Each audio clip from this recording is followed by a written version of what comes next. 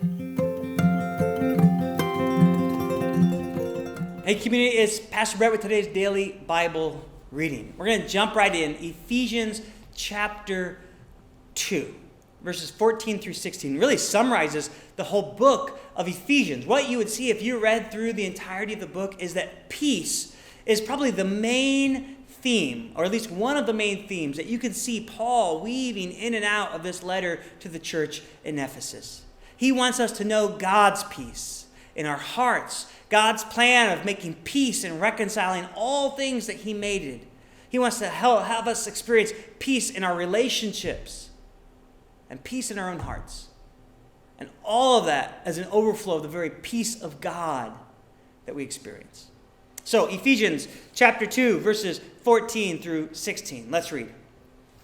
Talking about Jesus here. He says, "For he himself, Jesus, is our peace, who has made the two groups one, and has destroyed the barrier, the dividing wall of hostility, by setting aside in his flesh the law with its commands and regulations. His purpose was to create in himself one new humanity out of the two, thus making peace, and in one body to reconcile both of them to God through the cross, by which he put to death their hostility." Jesus is our peace. Like I said, Ephesians is all about peace, but here we're narrowing in on a very specific kind of peace that Paul is describing to the church. And it was so important for Paul to describe this kind of peace in the church because the church in Ephesus was very, very likely a very diverse place. There were men and women worshiping together. There were rich and poor worshiping together. There were full families and households and refugees and migrant workers worshiping together. But there were also Jews and Gentiles worshiping together. And up until the church came about, that was an unheard of thing. That was not the kind of reality that was present in the ancient world. In fact, if you want to say it like this, the church's competition in the ancient world was the Emperor Nero. And Nero had a vision for peace in his world. And his vision of peace, literally, he wanted to make the stereotypical Roman person, Roman man, Roman citizen. And how do you think Nero did that? He did it by wanting to make everyone, or he attempted to do it, by making everyone within the borders of the Roman Empire just like him. His version of the language, his version of the religion, his version of the culture, his version of what it meant to have the character of a good Roman citizen, it was all based on Nero. Nero essentially said, "I will make them one by making them all in my likeness. I will stamp out their individuality. I will stamp out their cultures, their religions, their languages, and they will be my people." Now, in some ways, Jesus did what Nero never could. Jesus, however, did it in the exact opposite way. Rather than trying to seize power from these groups and wipe away their identities, wipe away their experiences, Jesus said, "I'm going to make peace by giving my life. I'm going to make peace by validating your culture, your language, your experience, by seeing you in this world." And in the midst of that, some early churches were wrecked with this division because it just didn't compute. How do we live like this, Jesus? Because for the Jews, to worship God meant you had to become a Jew. And that's what Paul talks about when he says these commands and regulations. Jesus set them aside. For the Jewish believer, in order to follow Jesus, you had to follow the Old Testament law. You had to have all the markers of what it meant to be a good and pure Jew in this world.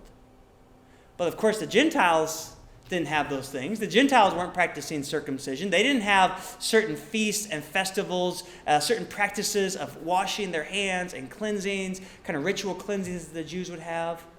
And so could you imagine the first century church? It was embroiled in some conflict. Certain Jews saying, "No, you have to do it this way." Certain Gentiles saying, "No, that's not what Jesus taught us," right? And there's some conflict brewing. What happens when conflict comes? Usually we build walls. We build walls to separate ourselves. And so Paul speaks to this early church in Ephesus, and he says, hold on, don't put up those walls, because Jesus, in laying his life down for you, tore those walls down. He tore down the walls that separated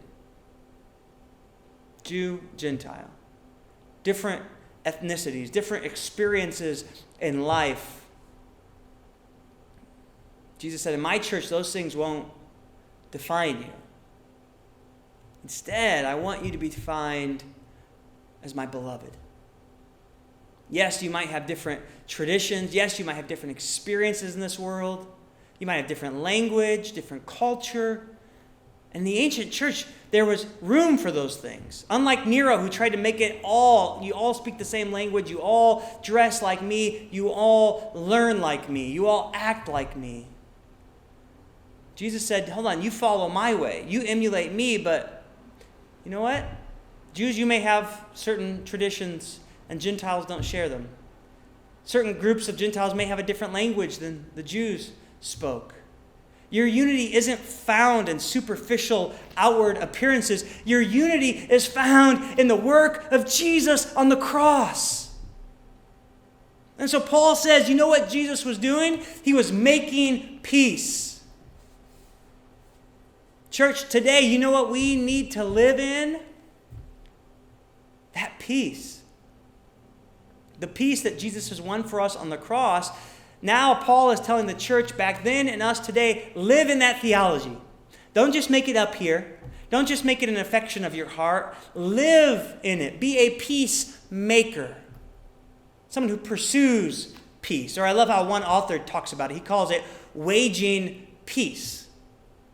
Now, hold on. No, we think about waging war, but peace can often be so passive.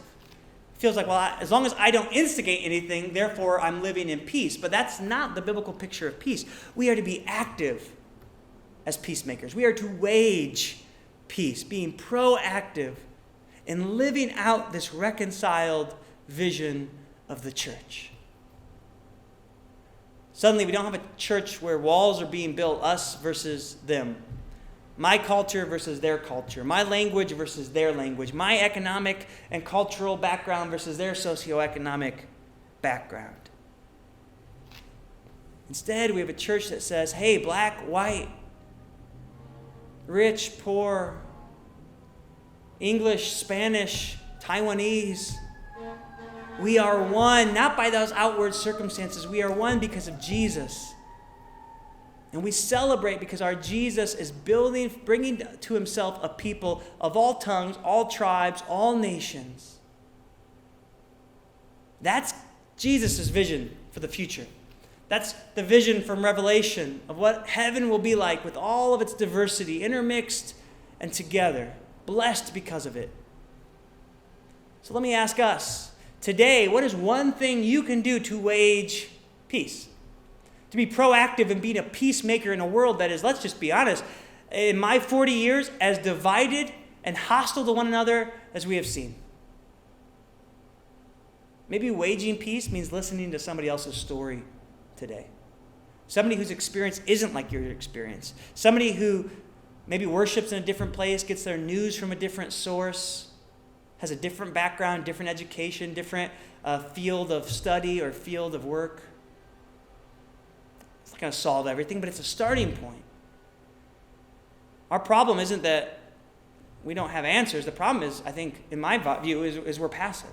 We wait for someone else to figure it out, and we criticize them. Look, church, all we're being called to do is take one small step today to wage peace, to be peacemakers, to reflect this theology, and to live it out in our world today.